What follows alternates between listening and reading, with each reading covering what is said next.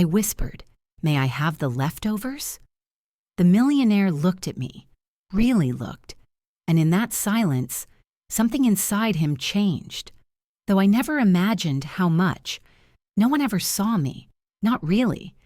Maybe you're cooking for someone who never says thank you or cleaning up while everyone else sleeps. Tell me. Where are you watching from, and what time is it right now? I promise, today's story will move you. The morning light seeps through the floor-to-ceiling windows of this Chicago penthouse, casting long shadows across cold marble countertops that cost more than most people's cars. I stand here in my worn apron, the same one I've tied around my waist for 16 years, watching steam rise from a pot of soup that no one will truly taste. My name is Martha, and I am invisible in a house built on millions of dollars, but empty of gratitude. The warmth from the oven wraps around me like an old friend's embrace. It's the only kindness I feel in this place, where crystal glasses gleam untouched by my weathered hands, though I prepared every morsel on their polished plates. From the dining room, laughter echoes, distant, hollow, excluding the woman who made their joy possible. They feast while I fade into the background, another piece of expensive furniture they've grown accustomed to ignoring. I came to this penthouse 16 years ago, clutching my mother's ring and my own stubborn pride. Fresh from Chicago's South Side, where neighbors knew your name and children played in streets that smelled like home-cooked meals drifting from open windows. Mr. Thornton needed a cook, someone efficient and unobtrusive, his assistant had explained over the phone. The word stung even then, though I didn't understand why. I brought more than efficiency to this marble mausoleum. I brought my heart, my heritage, my hands that had learned to love through food. Those early days, the house actually felt alive. Mr. Thornton's children were young then, Sarah barely 8, and little Michael, who would toddle into the kitchen with chocolate smeared across his cheeks. They would chase me around the island, tasting sauces straight from wooden spoons, their laughter mixing with the sizzle of onions in hot oil. I remember thinking I could fill the emptiness in their father's eyes with my cooking, the way my grandmother filled our cramped apartment with the aroma of cornbread and collard greens. But Mr. Thornton never tasted my efforts beyond what landed on his plate. His fortune, built on stock market investments and real estate dealings worth millions, seemed to insulate him from everything warm and genuine. He would sit at the head of his mahogany table, scrolling through his phone, checking his portfolio, his Bitcoin investments, his various business ventures, while my carefully prepared meals grew cold before him. The disrespect started small, like a leak in a pipe that eventually floods your whole foundation. "The rice is too soft," he would mutter, not looking up from his financial reports. "Anyone can make rice." Those words would slice through me like the knives I wielded daily, cutting vegetables that would nourish a family that never nourished me back. I learned to swallow my hurt the way I swallowed the lump in my throat when he criticized my cornbread, the same recipe that had fed 3 generations of my family. The commands came disguised as requests. Make it faster, less salt, more presentation. Never a please, never a thank you. When his net worth climbed into the hundreds of millions, thanks to savvy cryptocurrency investments and a business empire that sprawled across 3 states, his arrogance seemed to grow proportionally. I was just another asset to him, depreciating with age, easily replaceable should I fail to deliver the returns he expected. I became the scapegoat for everything that went wrong in that pristine house. Forgotten condiments, mistimed meals, dishes that didn't photograph well for his wife's social media posts, all my fault, according to the man whose wealth could buy anything except basic human decency. How could a woman who held a family together with food, who poured love into every soup and story into every sauce, be so easily dismissed? The only light in those dark years came from little Ellie, Mr. Thornton's granddaughter. She would sneak into my kitchen on Sunday afternoons, her bright eyes wide with curiosity, as I rolled out pie dough or stirred bubbling pots of gumbo. "Tell me about the old days, Grandma Martha," she'd whisper, settling onto the stool I kept just for her. She called me Grandma, though we shared no blood, and those words meant more to me than any salary ever could.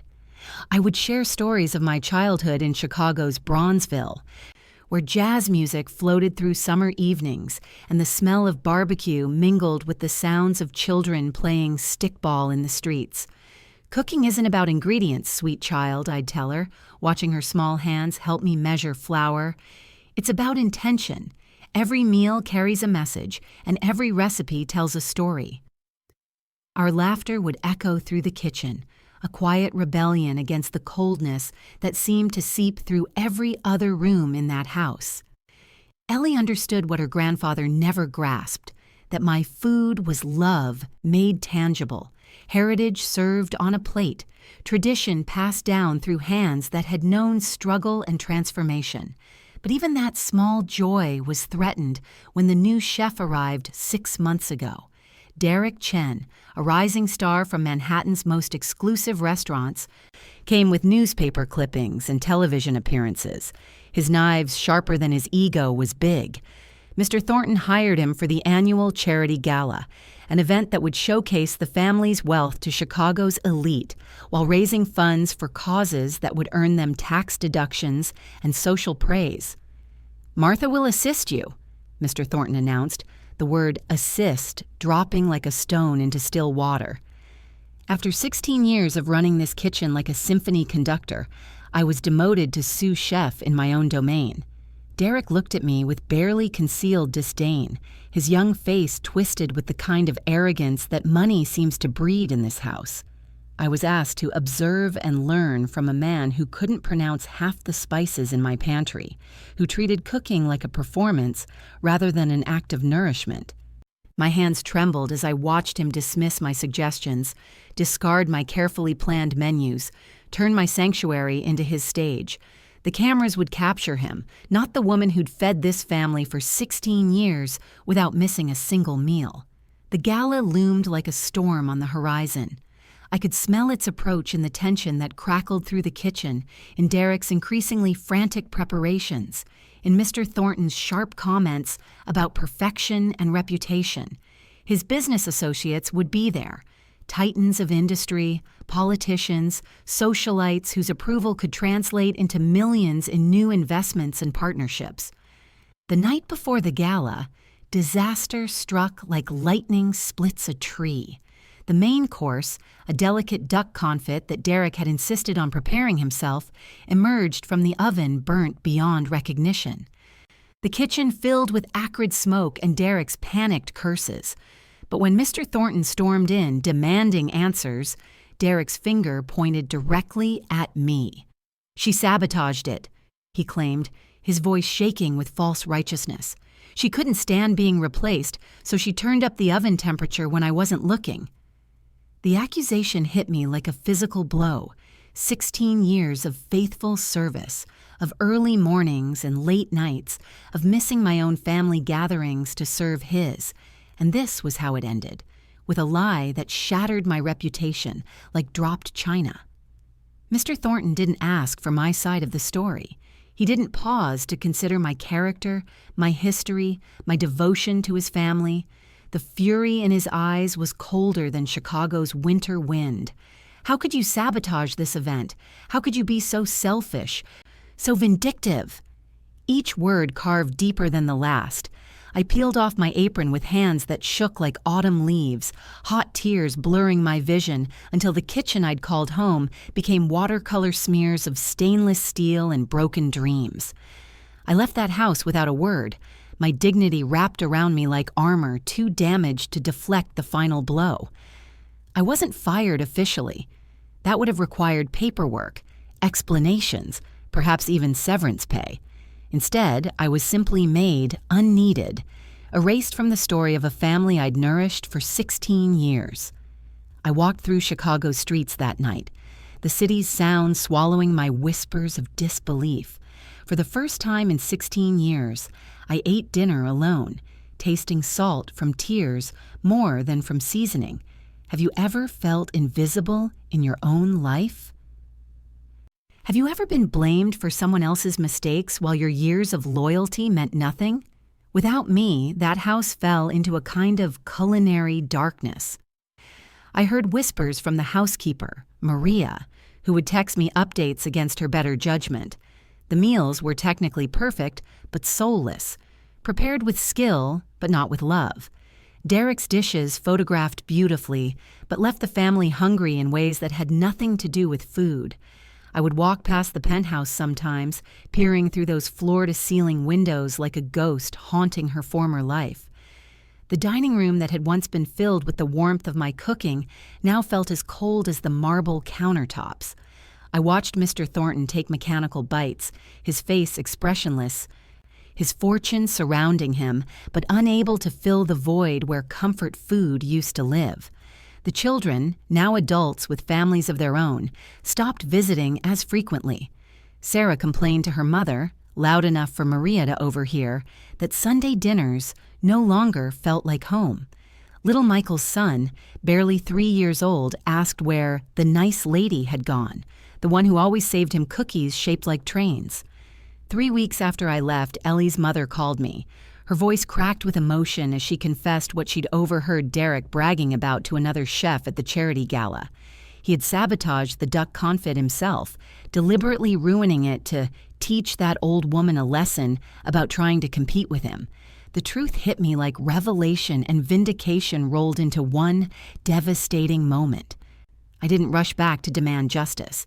Instead, I took the truth and held it quietly, the way I'd held so many family secrets over the years.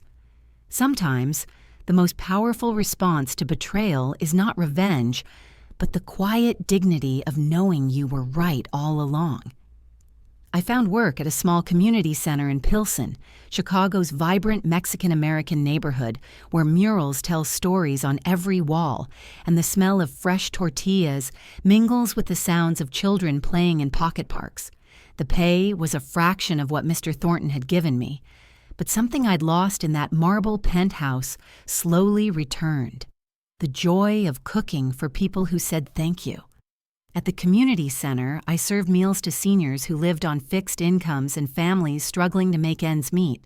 Their gratitude was immediate and genuine, their appreciation warming me like the huge ovens I worked over daily. Mrs. Rodriguez would kiss my cheek after every meal. Mr. Johnson, a veteran with shaking hands, would tell me my cornbread reminded him of his mother's. These people saw me, really saw me, in ways the millionaire never had. But the universe has its own sense of timing and justice.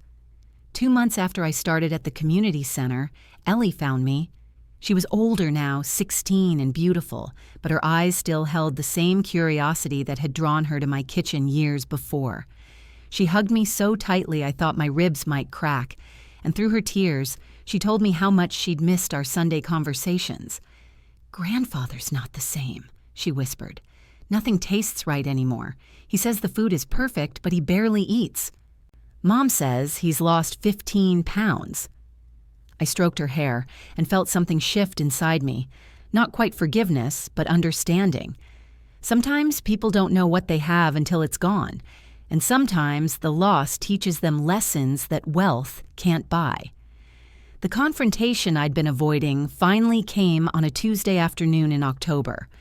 I was at the farmer's market in Lincoln Park, selecting apples for the community center's evening meal, when I felt someone watching me. I turned to find Mr. Thornton standing 10 feet away, his usually perfect appearance slightly rumpled, his eyes holding something I'd never seen there before: vulnerability. He approached slowly, like a man walking on ice he wasn't sure would hold his weight.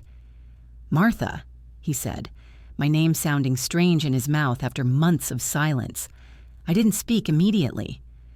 I continued examining apples, their weight solid and real in my hands, while my heart hammered against my ribs. Finally, I looked up and met his eyes, really met them, perhaps for the first time in 16 years. "I know the truth," he said simply, "about Derek, about the gala, about everything." The words hung between us like morning mist, tangible but fragile. I set down the apple I'd been holding and studied his face. The arrogance was gone, replaced by something that looked almost like shame. "And?"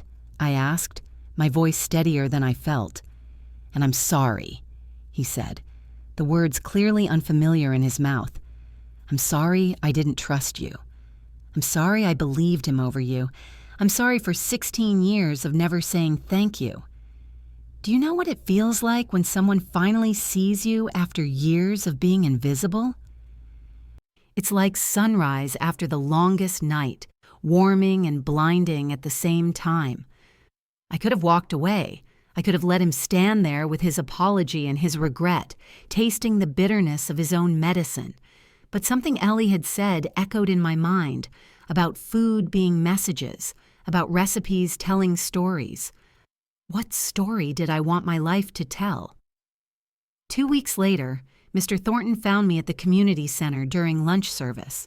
He sat at one of our mismatched tables, looking out of place in his expensive suit among the seniors in their sweaters and the young mothers bouncing babies on their laps. I served him a plate of my cornbread and vegetable soup, the same recipes his family had eaten for years but somehow had never really tasted. I watched him take that first bite, saw his eyes widen slightly, then close as if he were tasting memories. When he opened them again, they were wet with tears. He was too proud to let fall. "This is what I've been missing," he whispered. "Not just the food, the love, the care, the feeling that someone actually wants me to be nourished, not just fed."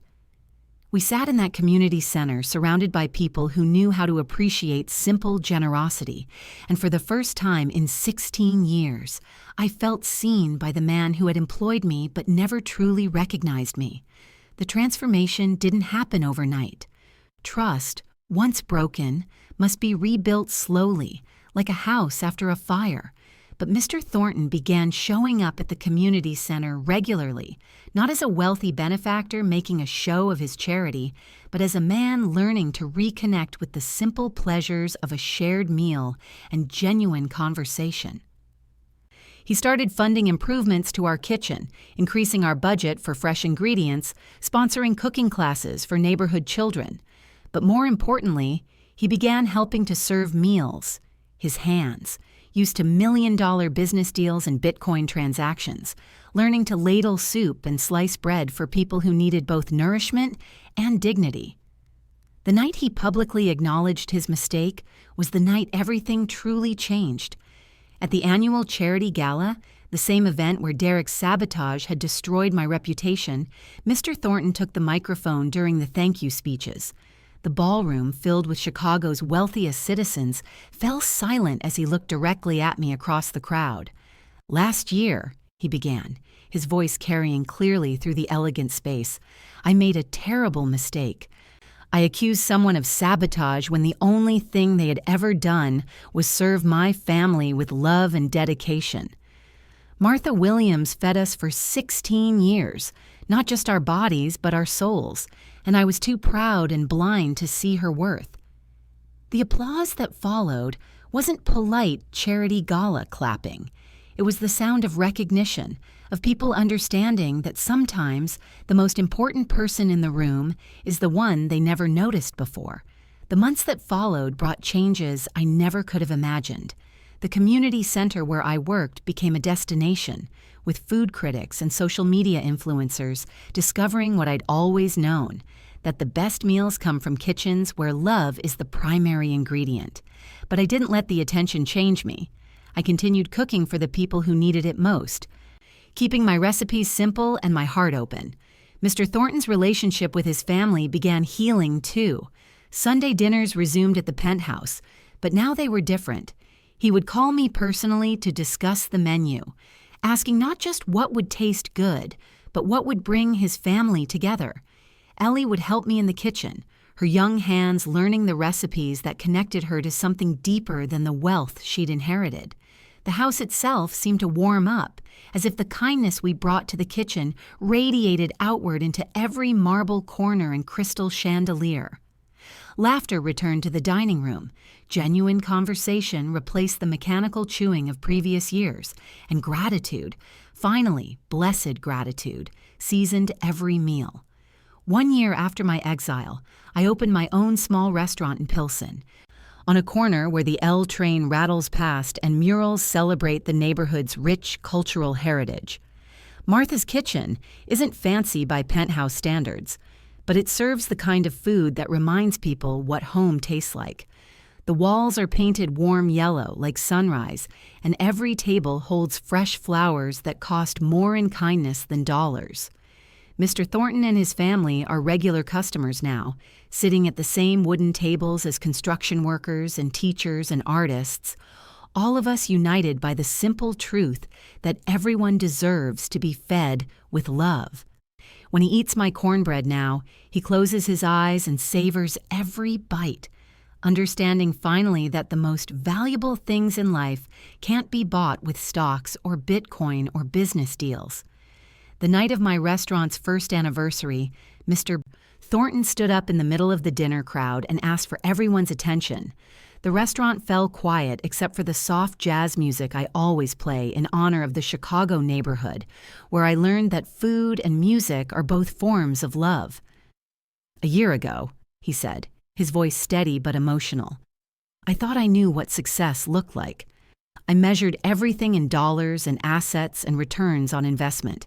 But this woman," he gestured toward me, "taught me that the real fortune is in the people who care about your well-being, who nourish you not because they have to, but because they choose to." The applause that filled my little restaurant was sweeter than any sound I'd heard in that marble penthouse. These weren't wealthy strangers clapping for show. These were my neighbors, my customers, my community celebrating a truth we all understood. That dignity and respect are the most precious currencies of all. The story could end there, with reconciliation and success, but life is more complex than fairy tales. There are still days when I remember the sting of false accusations, still moments when I wonder what would have happened if I'd spoken up sooner, demanded respect rather than hoping to earn it through silent service. But I've learned that our scars tell stories too, and sometimes the most powerful thing you can do is transform your pain into purpose. Every meal I serve, every person I nourish, every young cook I mentor, it all carries the lesson that no one should ever have to whisper for leftovers when they deserve a place at the table. The community center where I still volunteer has become a model for other cities, showing how food programs can build dignity alongside nutrition. Cooking classes I teach have graduated dozens of students who've gone on to open their own restaurants and food trucks, carrying forward the understanding that cooking is an act of love that deserves recognition and respect. Mr. Thornton's transformation has been remarkable to witness. His business empire continues to grow. His investments in renewable energy and affordable housing have added millions to his net worth. But his relationship with wealth has fundamentally changed. He uses his fortune now as a tool for building community rather than isolating himself from it. We work together on various charitable projects, including a scholarship fund for young people from underserved neighborhoods who want to attend culinary school. The program is named after my grandmother, whose cornbread recipe started my journey toward understanding that food is love made visible. Ellie graduated high school last month and announced she wants to study nutrition and community development, inspired by the changes she witnessed in her grandfather and in me. She still calls me Grandma Martha, and now she understands why those words matter so much, because chosen family is often stronger than blood family, and love expressed through service creates bonds that can't be broken by wealth or pride. The hurt from those years of invisibility hasn't completely disappeared. There are still moments when someone dismisses service workers or treats cooks like machines rather than human beings, and I feel that old anger rise in my chest like steam from a boiling pot. But I've learned to channel that anger into advocacy. Speaking at conferences and writing articles about the dignity of service work and the importance of recognizing the humanity in everyone who nourishes us. Sometimes former household employees reach out to me, sharing their own stories of disrespect and invisibility. I listen to their pain and share my journey, not as someone who has all the answers, but as someone who understands that the path from invisibility to dignity requires courage, community, and the willingness to believe that you deserve better than what you've been given. The kitchen at Martha's restaurant has become a sanctuary for young cooks who remind me of myself at their age. Talented, hardworking, but undervalued by a world that often treats food service as unskilled labor. I try to show them what I learned too late, that cooking is an art, that nourishing others is a calling, and that no one should have to beg for recognition when they're already giving their best. My relationship with Mr. Thornton continues to evolve, built now on mutual respect rather than employer-employee dynamics. He asks my advice on family matters and business decisions, understanding that wisdom comes from experience, not just education or wealth. When his son Michael went through a difficult divorce, it was my kitchen where the healing conversations happened, over bowls of soup and slices of pie that reminded him what unconditional love tastes like. The penthouse still stands on Chicago's Gold Coast, but it's no longer the cold marble mausoleum I remember. It's become a gathering place where business associates and family friends sit around the kitchen island, sharing stories and tasting recipes that carry history in every ingredient. The formal dining room is used mainly for holidays now, replaced by the warmth of casual meals where conversation flows as freely as the wine. I think about my journey often, especially on quiet mornings when I prepare for another day of service. The woman who whispered for leftovers no longer exists.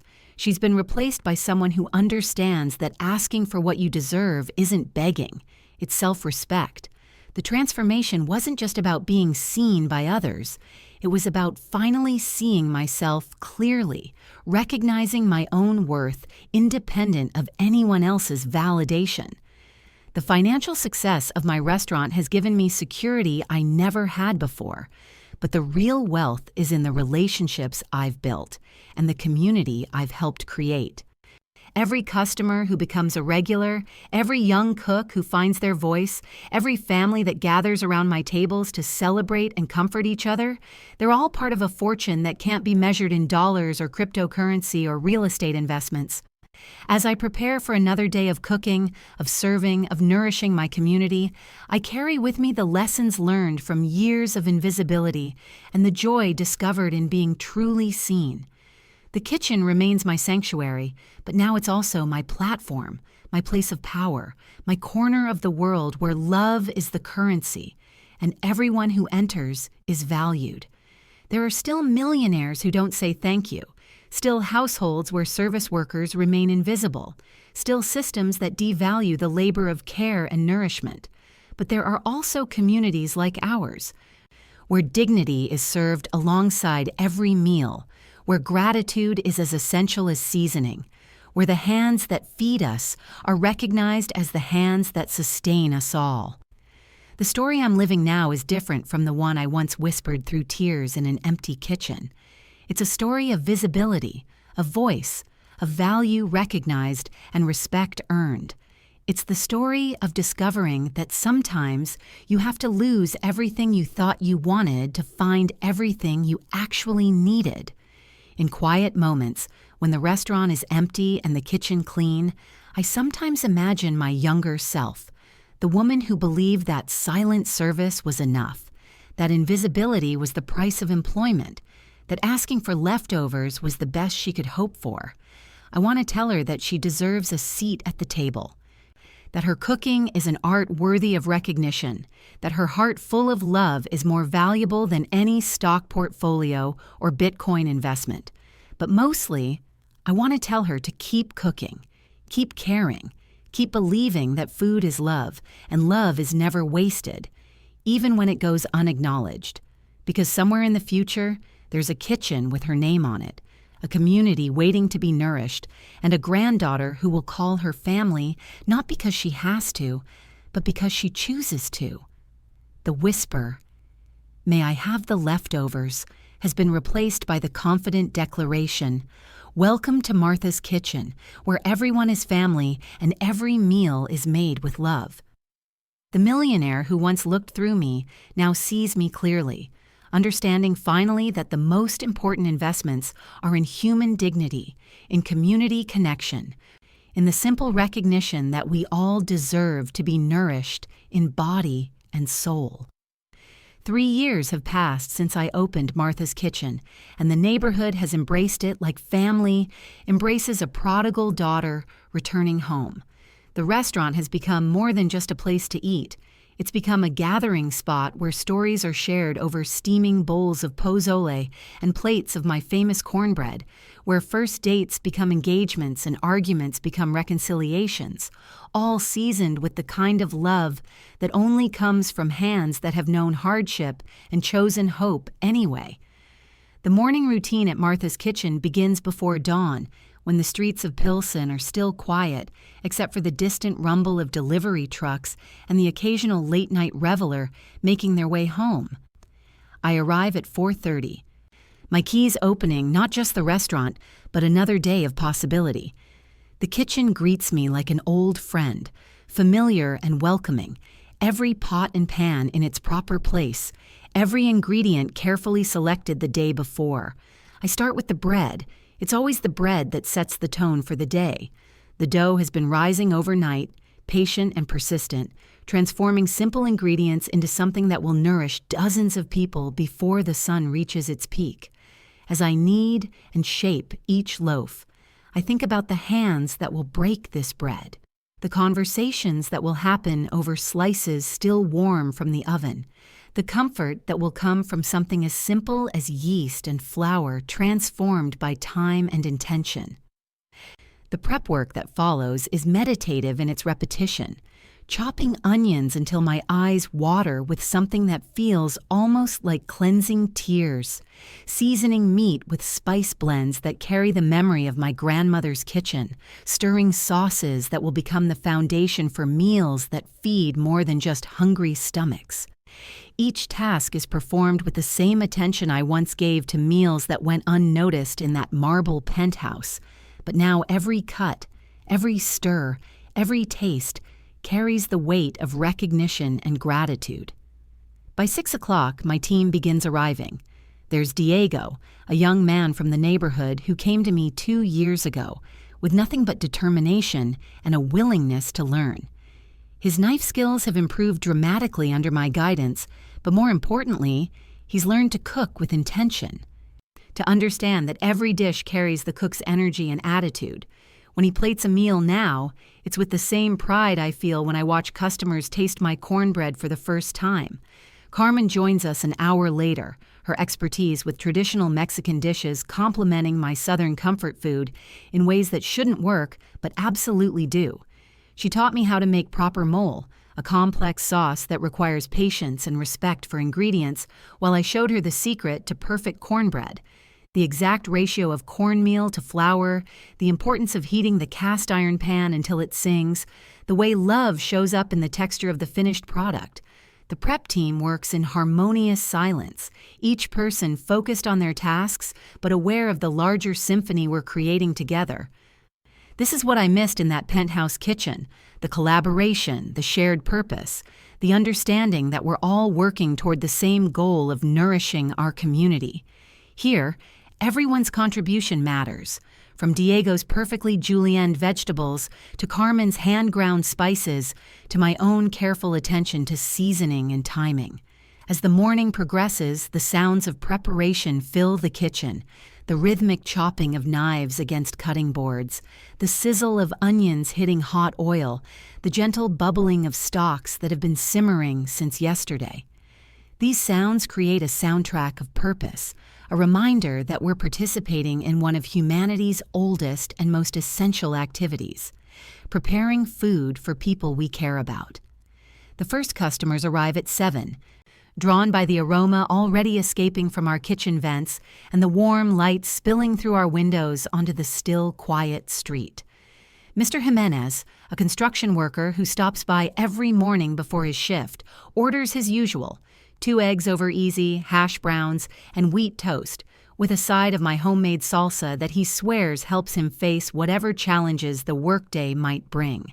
He always says, "Thank you," always leaves a tip proportionate to his appreciation rather than his income, always reminds me why I chose to pour my energy into this community rather than returning to the isolation of private service. Mrs. Chen arrives shortly after, her elderly frame moving slowly but determinedly toward her favorite table by the window. She orders oatmeal with fresh fruit and honey, but what she's really here for is conversation, connection, the gentle bustle of a place where her presence is noticed and valued. She tells me about her grandchildren, shows me pictures on her phone, shares memories of the husband she lost 3 years ago. In return, I make sure her coffee stays hot. Her fruit is the ripest we have. Her morning starts with the assurance that someone in this vast city cares about her well-being. The breakfast rush builds gradually, a steady stream of neighbors who have made Martha's Kitchen part of their daily routine. There are families with young children who know they can trust us to serve meals that nourish without judgment, teenagers who stop by after school for snacks and homework help, elderly residents who find community in our warm atmosphere and affordable prices. Each customer carries a story, and I've learned to read those stories in their orders, their mannerisms, their needs that extend beyond food. The lunch crowd brings a different energy. Office workers seeking comfort food that reminds them of home, students from the nearby community college stretching their budgets with our generous portions, local business owners grabbing quick meals between meetings. I watch them from the kitchen window, observing how they interact with our space, how they relax into their chairs, how conversations flow more freely here than in the sterile environments where many of them spend their working hours. One afternoon, a woman I didn't recognize entered during the lull between lunch and dinner service. She was well-dressed, but not ostentatiously so, her demeanor suggesting someone accustomed to being heard, but choosing to listen instead. She ordered the vegetable soup and cornbread, settling at a corner table with a notebook and pen, writing steadily while she ate. After finishing her meal, she approached the counter with purpose. "I'm a food writer for the Tribune," she explained, her business card confirming her credentials. "I've heard remarkable things about this place, about the woman who runs it. Would you be willing to share your story?" The interview that followed lasted 3 hours, spanning from the afternoon lull through the beginning of dinner service. I found myself sharing details I'd never articulated before, the specific sting of being invisible despite being essential, the gradual erosion of self-worth that comes from years of unacknowledged service. The moment I realized that my value wasn't determined by other people's recognition, but by my own understanding of my worth. The article appeared 2 weeks later, spread across the Tribune's weekend section, with a photograph of me in my kitchen, apron tied securely, hands dusted with flour, eyes clear and confident. From invisible to indispensable, how one cook's journey from penthouse to community kitchen reveals the true value of service, the headline read, and suddenly, Martha's Kitchen was receiving attention I'd never sought, but found myself grateful to have. The increased visibility brought new challenges and opportunities.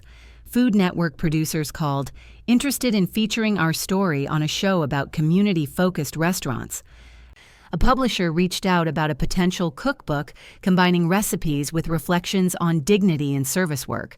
Several investors offered to help me expand Martha's Kitchen into multiple locations, promising profits that could rival Mr. Thornton's investment returns.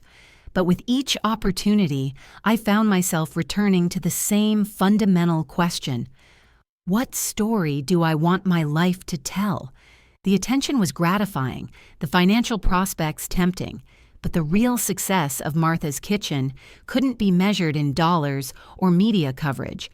It lived in Mrs. Chen's daily visits, in Diego's growing confidence, in the way families lingered over meals because they felt genuinely welcomed. I turned down the television appearances and the expansion offers, choosing instead to deepen my roots in the Pilsen community. The cookbook idea intrigued me, but only if I could donate the proceeds to culinary scholarships for young people from underserved neighborhoods. These decisions puzzled some observers who couldn't understand why I would limit my growth potential when success was clearly within reach. But I had learned something in my journey from invisibility to recognition. True success isn't measured by how high you climb, but by how many people you lift up along the way. Martha's Kitchen wasn't just my restaurant. It was a community institution, a place where dignity was served alongside every meal, where service workers were treated with the respect we all deserve. The scholarship program launched 6 months after the Tribune article appeared, funded by cookbook sales and donations from customers who understood the mission. Our first recipient was Maria Santos, a 19-year-old from Little Village who had been working in restaurant kitchens since she was 16, saving every penny for culinary school while supporting her younger siblings. Watching her receive the scholarship check, seeing the tears of relief and gratitude in her eyes, reminded me why visibility matters, not for personal recognition, but for the platform it provides to lift others. Mr. Thornton attended the scholarship ceremony, his presence no longer causing the nervous flutter it once would have. He had become a regular volunteer at both Martha's Kitchen and the community center, his expensive suits replaced by aprons, his commanding business tone softened into patient instruction as he helped serve meals and clean tables. The transformation in him had been as profound as my own. Though in the opposite direction, where I had moved from invisibility to recognition, he had moved from isolation to connection, from valuing assets to valuing relationships. The evening of the scholarship ceremony, after the last dishes were washed and the restaurant cleaned for the next day, Mr. Thornton lingered in the kitchen, something clearly on his mind. We had developed an easy friendship built on mutual respect and shared understanding of how profoundly our relationship had changed, but there were still moments when the weight of our history created pause between us. "Martha," he began, his voice carrying the careful tone of someone who has learned to choose words thoughtfully. "I've been thinking about opening a culinary training center, not for profit, but as a way to provide opportunities for young people like Maria. Would you consider being the director?"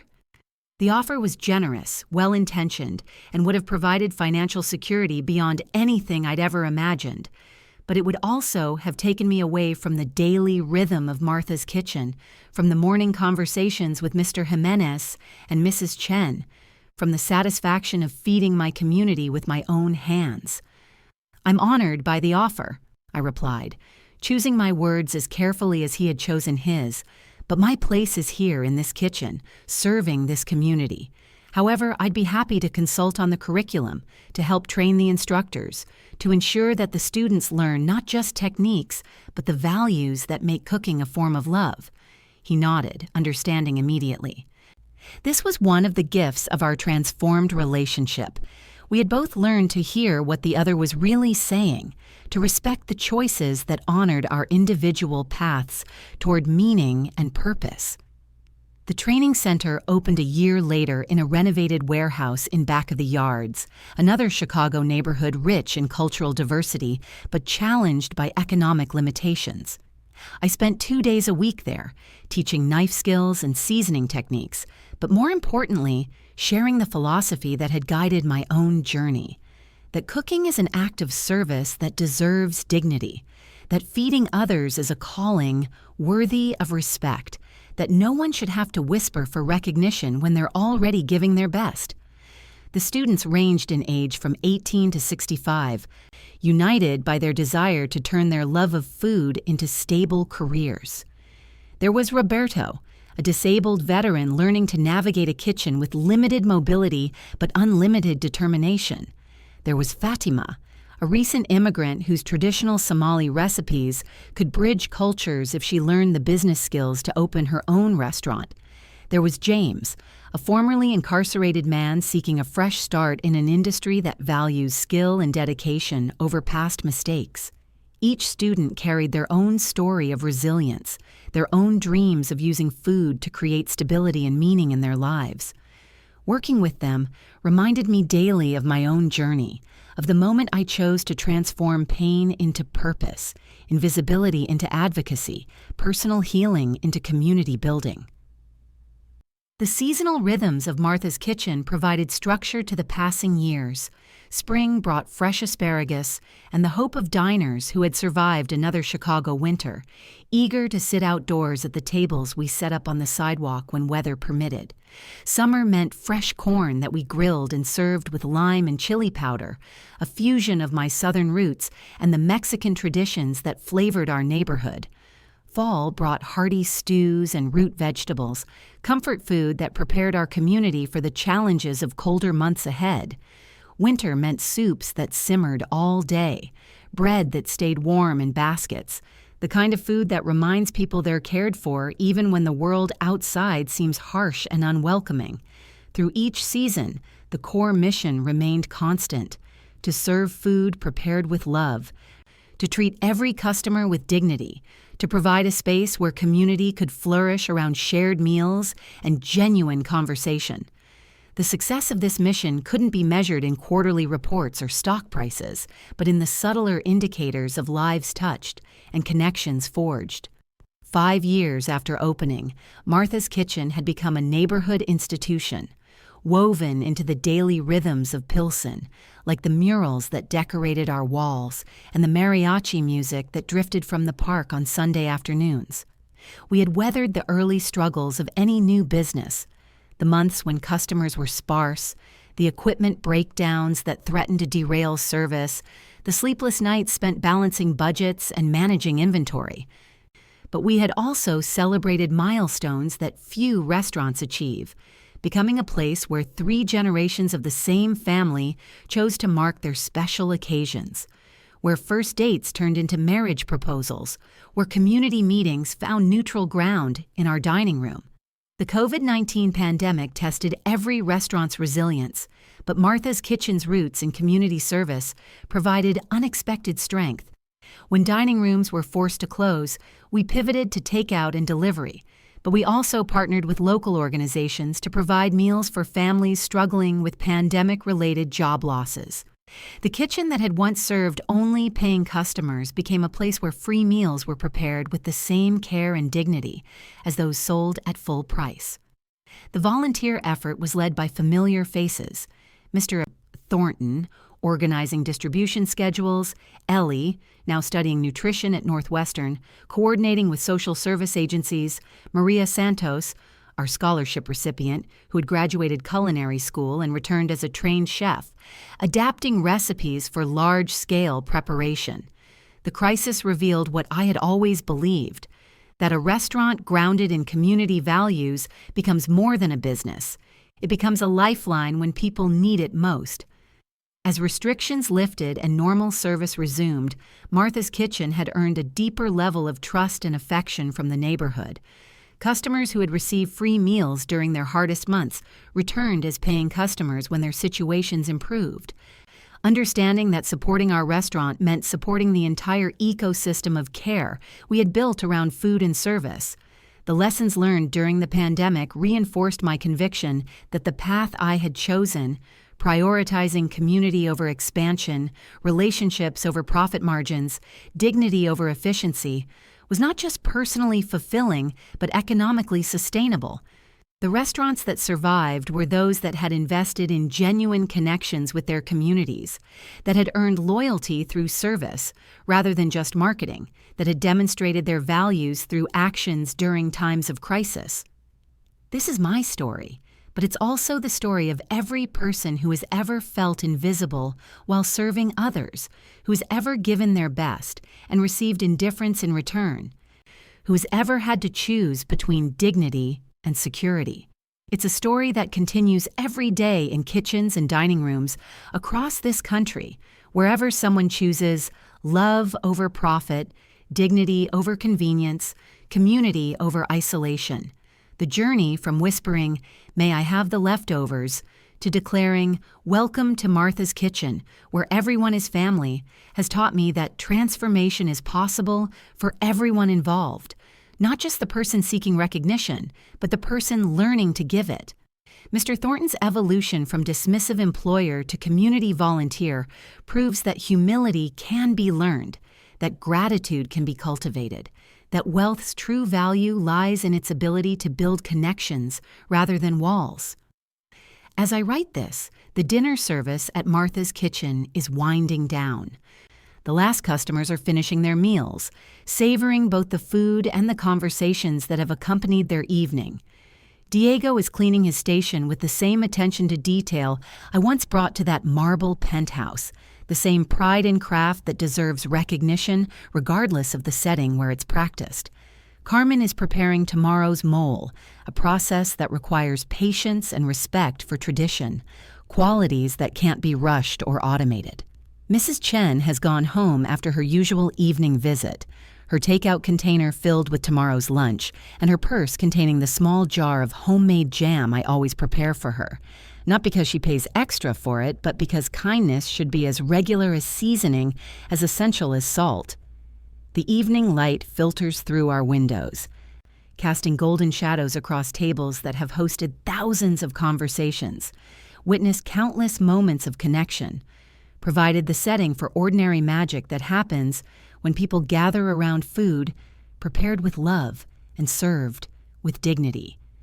Tomorrow will bring another day of service, another opportunity to nourish our community, another chance to demonstrate that visibility and recognition are rights, not privileges, that everyone who serves others deserves to be seen, valued, and thanked for their contribution to the complex ecosystem of care that keeps us all fed and functioning.